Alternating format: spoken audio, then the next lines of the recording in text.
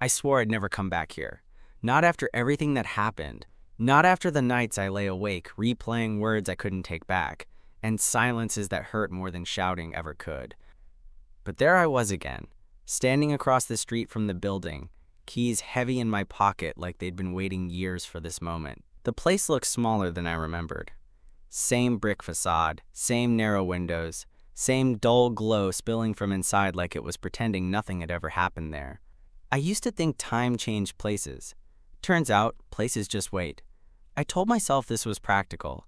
The lease had ended, the job was remote now, and the rent was cheap. Those were the reasons I gave my friends. The truth was harder to say out loud. Some part of me needed to know if this place still owned me. The front door stuck the same way it always had. I had to lean my shoulder into it, feeling that familiar resistance before it gave in. The hallway smelled like dust and old paint, with something faintly metallic underneath. My chest tightened before I could stop it. My body remembered before my mind caught up.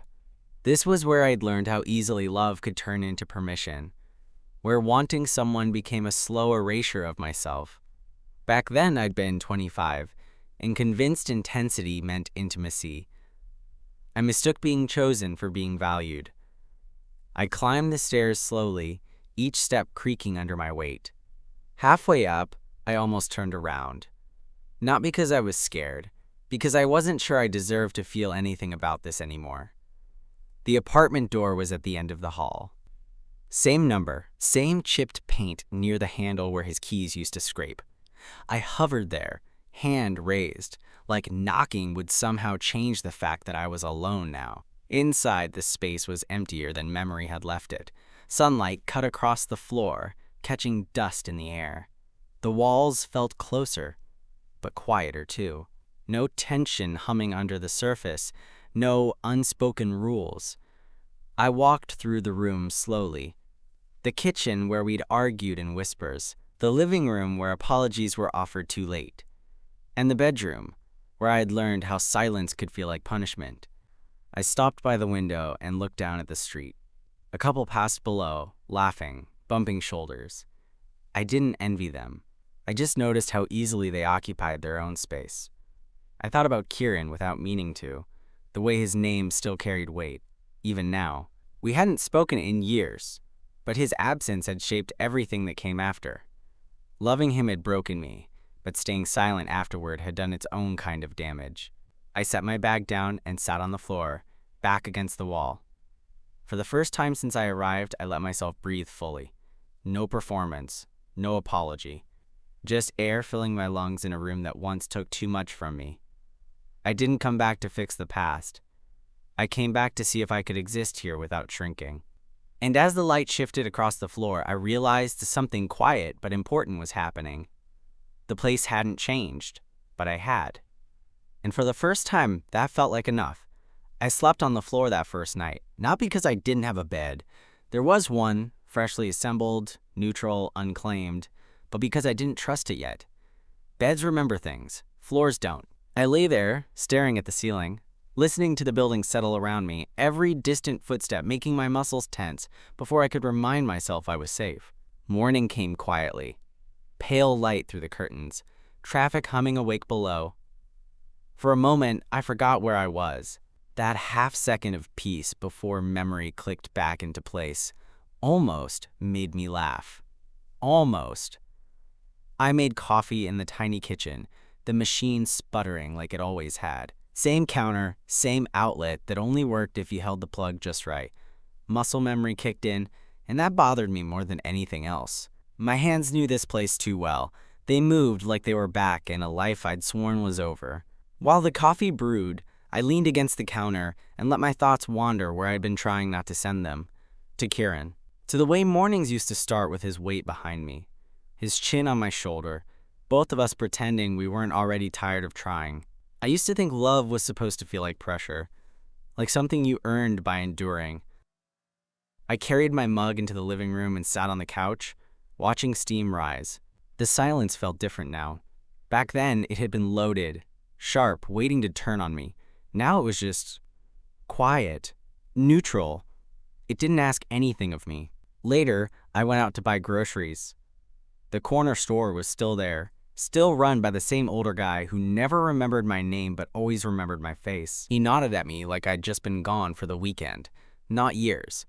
That unsettled me more than if he'd asked questions. On the walk back, I took the longer route on purpose. Past the bar where we'd had our last drink together, both of us already knowing it was the end but too stubborn to say it. I paused across the street, watching people go in and out, laughing, touching, living their own versions of beginnings and endings. I realized then that I wasn't angry anymore. Not at him. Not even at myself. The anger had burned out somewhere along the way, leaving behind something quieter. A dull understanding. We hadn't been cruel on purpose. We'd just been incompatible in ways neither of us knew how to name yet. Back inside, I unpacked slowly. Each item placed deliberately, like I was teaching the apartment how I wanted to exist here now. No corners left undefined. No space given without intention. That afternoon, my phone buzzed. Just once. A message notification. I ignored it at first, heart kicking up for no good reason. When I finally checked, it was from an unknown number. No name. Just a few words. Hey, not sure if this is still you. It's Kieran. I sat there longer than necessary, phone warm in my hand. I hadn't told anyone I was back. I hadn't posted. I hadn't reached out. Somehow, he'd felt it anyway. Or maybe it was coincidence. Funny how those feel the same when they hit. I didn't answer right away. I didn't need to. The fact that I wasn't panicking, that my first instinct wasn't to apologize, explain, or disappear, felt like progress. I set the phone face down and went to the window. The street looked the same as it had the night before, but I didn't feel as small looking down at it now. Whatever this was, this return, this message, this reopened door, I knew one thing clearly. I wasn't coming back as the person he'd known. And whoever I chose to be next would be on my terms. The message stayed face down on the table longer than I expected. Not out of fear, not even hesitation. More like I was curious who I'd be if I didn't answer right away. The old version of me would have responded within seconds. Heart racing, fingers already apologizing for things no one had asked me to explain. I went for a walk instead. The neighborhood was louder than I remembered. New cafes wedged between old storefronts. People walking dogs that definitely cost more than my first car. Life had kept moving while I'd been busy stitching myself back together elsewhere. There was something comforting about that. Proof the world didn't pause just because I broke. I passed the park where Kieran and I used to sit on Sundays, pretending we liked being outside more than we actually did. He'd always complained about the sun. I'd always stayed anyway. Back then, compromise felt noble. Now it just felt uneven. I sat on a bench and watched a guy teach his kid how to ride a bike. The kid kept wobbling, crashing gently into the grass, getting back up without embarrassment. No one yelled. No one blamed him for falling. I realized how foreign that kind of patience used to feel to me. When my phone buzzed again, I didn't jump this time. Another message. Shorter. Didn't mean to catch you off guard. Just wanted to say hi. I read it once. Then again, there was no demand in it. No guilt, no strings attached. That alone told me something had changed. Maybe in him. Definitely in me. I typed out a response. Deleted it. Typed another. Deleted that too. Not because I didn't know what to say, but because I finally knew I didn't have to say the perfect thing. Hi, I sent. Just that. His reply came slower than I expected. Minutes passed. I watched clouds drag themselves across the sky and wondered if he was staring at his phone the way I used to. Overthinking tone. Meaning. Wait. Didn't know you were back, he finally wrote. I didn't announce it, I replied. A pause. Then, how are you? That question used to feel like a trap. An invitation to downplay, soften, protect. This time, I let it sit. I checked in with myself instead of answering from habit. I'm okay, I wrote. Better than I was. I stood and started walking back toward the apartment, phone loose in my hand. My chest felt open in a way that surprised me. Not exposed, just unguarded. Like I trusted myself to handle whatever came next. He didn't ask to meet. I didn't offer. There was relief in that mutual restraint. Space where space was finally respected. Back inside, the apartment greeted me without tension. Just walls. Light. Quiet. I set my keys down, kicked off my shoes, and leaned against the door for a moment, eyes closed. I understood something then. Not all returns are about reopening old wounds. Some are about testing your footing on ground that once gave way, just to prove it won't again. I wasn't healed in a dramatic, finished way. I still carried marks. But they no longer defined the shape of me.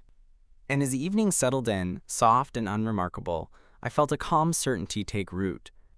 Whatever happened next, with Kieran, with this place, with myself, I wouldn't disappear to make it easier. I'd stay, fully. And that felt like the real beginning. The next few days settled into a rhythm I didn't recognize at first. Not dramatic. Not charged. Just steady. I worked from the small desk by the window, took breaks when my shoulders tightened, cooked meals instead of skipping them. It felt almost suspicious, how normal everything was allowed to be. On the third morning, I found the box. It was tucked into the back of the hall closet, the one I hadn't bothered opening yet. Same cardboard. Same dented corner. I sat on the floor with it between my knees, lid resting loose like it could change its mind. Inside were things I had sworn I left behind on purpose. A scarf he used to steal, a chipped mug from the bar down the street, a folded receipt with his handwriting on it. Nothing romantic, just a grocery list. But it hit anyway. Not like a punch. More like a slow ache. I noticed how different it felt to hold those objects now. They didn't ask me to miss him. They didn't pull me backward. They were just evidence. Proof that something real had happened and ended. I put everything back carefully, then slid the box under the bed instead of shoving it out of sight. Not hiding, just storing. That afternoon, Kieran called. Not a text, not a voice memo, a call.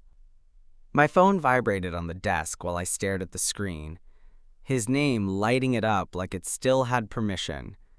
I let it ring twice before answering. Enough time to check my breathing. Enough time to stay present. "Hey," he said. Same voice. A little older, less sharp around the edges. "Hey." A pause stretched between us. Not awkward, just cautious. Two people testing the weight of the moment. "I heard you moved back," he said. Didn't know if it was okay to reach out. "It's okay," I replied. And I meant it. He exhaled, like that mattered. "I'm not calling to reopen anything. I just wanted to know you're all right." I leaned back in my chair, eyes on the ceiling. "I am." Another pause. "Good," he said softly. We talked for 10 minutes. About work. About mutual friends we barely spoke to anymore. About the city changing. We didn't talk about us. Not directly. And somehow, that felt like respect, not avoidance. When we hung up, my chest felt lighter than I expected. That night, I stood at the bathroom mirror longer than necessary. Studied my face like I was meeting myself again. There were lines there that hadn't been before, but also something steadier in my eyes. Less searching. More staying. I realized I didn't need closure from him. Or forgiveness. Or answers.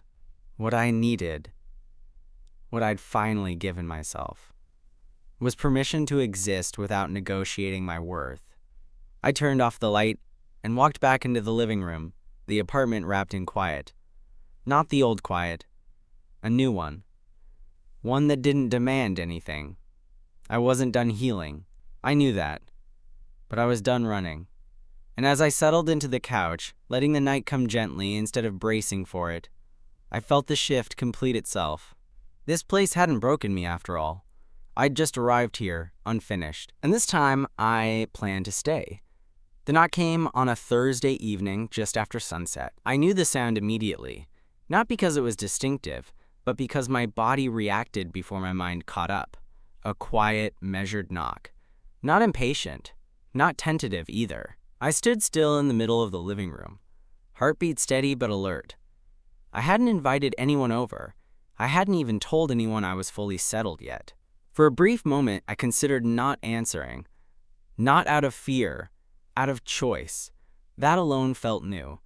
When I opened the door, Kieran stood there. He looked almost the same, and not at all. Same height, same familiar way of holding himself, like he was always bracing for weather that might not come. But there were threads of gray at his temples now, softer lines around his eyes. He looked human, less certain, less armored. "Hey," he said.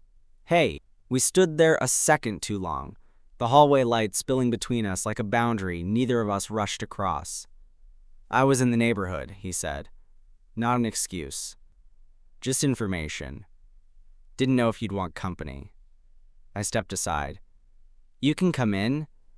The apartment seemed to hold its breath as he walked through it. His eyes moved slowly, respectfully, like he was a guest in a place that no longer belonged to memory. He didn't comment, didn't joke. That restraint mattered. We sat across from each other, mugs of tea between us, the space measured and intentional. This wasn't a reunion. It wasn't a confrontation. It was two people acknowledging history without trying to rewrite it.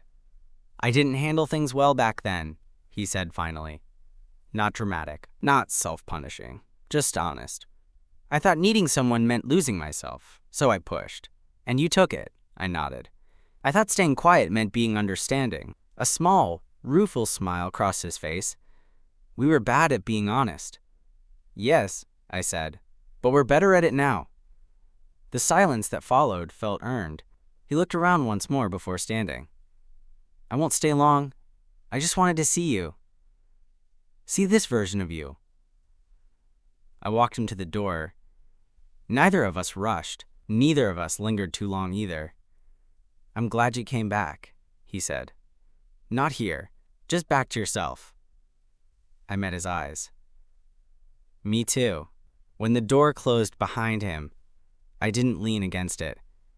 I didn't replay the conversation.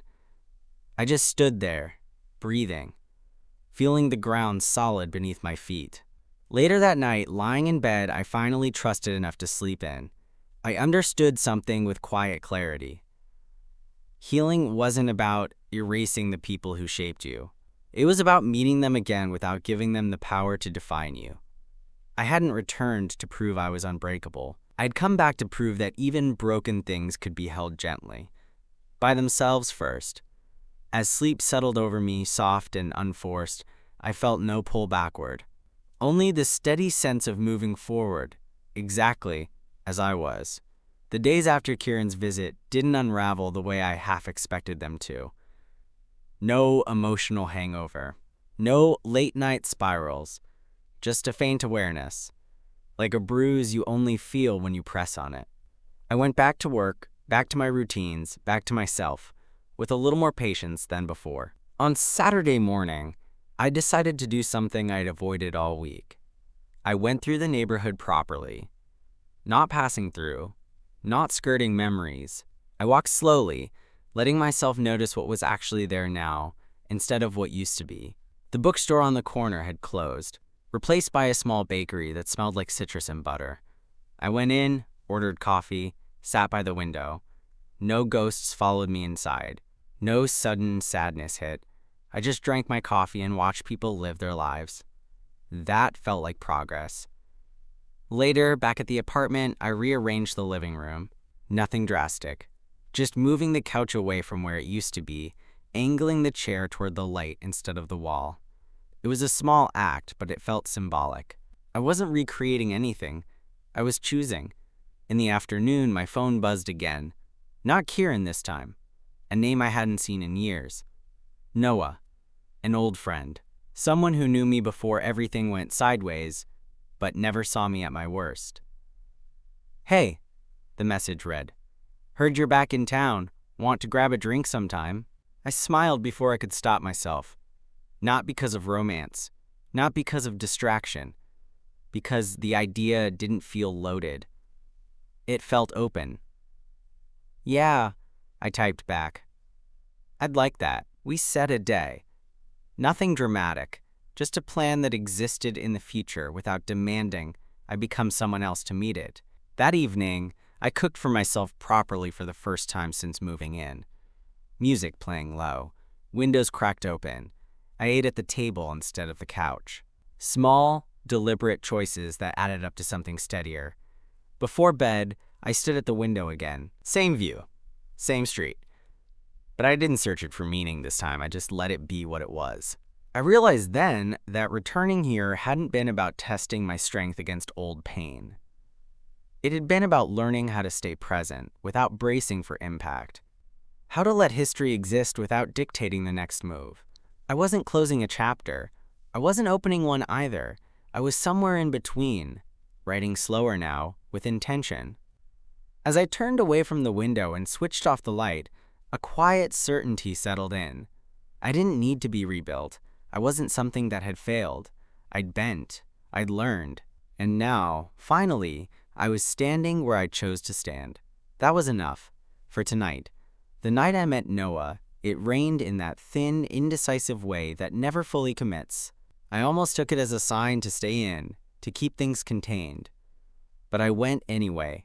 I didn't want my life to keep shrinking out of habit. We met at a bar halfway between our old worlds. Neutral ground. Noah was already there when I arrived, jacket draped over the back of his chair, hair damp from the rain. He smiled when he saw me, easy and unguarded, like no time had passed at all. "Look at you," he said, standing to hug me. "You look calmer," I laughed. "That obvious?" We talked for hours. About work, about places we'd lived, about the versions of ourselves we were relieved not to be anymore. He didn't ask about Kieran. I didn't volunteer it. That space felt respectful, not avoidant. Like we both understood some stories didn't need to be rehashed to be honored. There were moments, small ones, where our knees brushed, where his hand rested a second too long on the table. Not sparks, warmth, the kind that doesn't demand anything right away. When we stepped back into the rain, he hesitated. "I had a good time," he said, not loaded, just honest. "Me too." We didn't make plans on the spot. We didn't need to. Some things are better left breathing. Back home, I changed into something comfortable and sat on the couch, listening to the rain tick against the window. My phone buzzed once. A message from Kieran. Short, thoughtful. "Thanks again for letting me stop by the other night. I'm glad you're doing well." I read it, felt the weight of it, then typed back without overthinking. "I am. I hope you are too." I didn't wait for a reply. I didn't need one. The exchange felt complete, like a door closing softly instead of slamming. I realized then how different this felt from before. No tug of war. No guilt, just clarity. I could care without collapsing into it. I could remember without reliving. I went to bed and slept deeply. No dreams worth dissecting, just rest. In the morning, sunlight filled the room, gentle and unremarkable. I lay there for a while, hand on my chest, feeling my breath rise and fall. Coming back here had taught me something simple and difficult. Healing doesn't announce itself. It shows up quietly, in choices you make without fear attached, in conversations that don't twist you into knots, in mornings where your body trusts the day ahead. I wasn't fixed. I wasn't finished. But I was present. And present felt like the strongest place to stand. As I got up and opened the curtains, the city moved on outside, indifferent and alive. I smiled at that. There was more ahead, more learning, more risking, more care to give and receive. And for the first time in a long while, I didn't brace for it. I welcomed it. I didn't realize the anniversary was coming until the date showed up on my phone calendar, something I must have set years ago and forgotten to delete. No label. Just a quiet reminder. I stared at it for a while, trying to remember who I'd been when I thought I'd need it. That evening, I went back to the building one last time. Not inside, just outside. I stood across the street the way I had on the first day, hands in my jacket pockets, watching the windows glow one by one as people settled into their lives. Someone laughed somewhere above me, Someone cooked dinner. Someone probably argued about something small that wouldn't matter tomorrow. I waited for the ache. It didn't come. What I felt instead was distance. Not cold, not detached. Measured. Like looking at a scar that no longer hurts when you press it. The place that once broke me didn't feel powerful anymore. It felt specific. Limited. Finished. I thought about how long I'd believed the story that I was fragile. That loving deeply meant I'd always be the one to lose more. But standing there, breathing in the night air, I understood how wrong that had been. I hadn't been fragile. I'd been unpracticed. There's a difference. Back inside my apartment, I packed the last box, the one that had lived under my bed all this time. I didn't rush it. I touched each thing once, thanked it silently for what it had taught me, then let it go. When the box was sealed, I didn't feel empty. I felt lighter. I set it by the door to donate in the morning. Not an erasure. A release. Later, I texted Noah. Nothing heavy. Just a simple question about meeting up again sometime soon. His reply came a few minutes later. "I'd like that." I smiled. Not because it promised anything, but because it didn't have to. Before bed, I stood in front of the mirror again. Same face. Same lines. But I recognized the person looking back now. Someone who knew when to stay. When to leave. When to open a door without losing himself in the doorway. I turned off the light and climbed into bed, the city humming softly outside. There was no dramatic sense of arrival, no grand conclusion, just a steady, grounded calm I trusted. Coming back here had never been about proving I was healed. It had been about learning that I could return to the site of my breaking and not hand it the final word. I had lived through the worst of it. I had carried myself out. And now, quietly, deliberately, I was choosing what came next. As sleep found me, gentle and unforced, I knew this much for certain.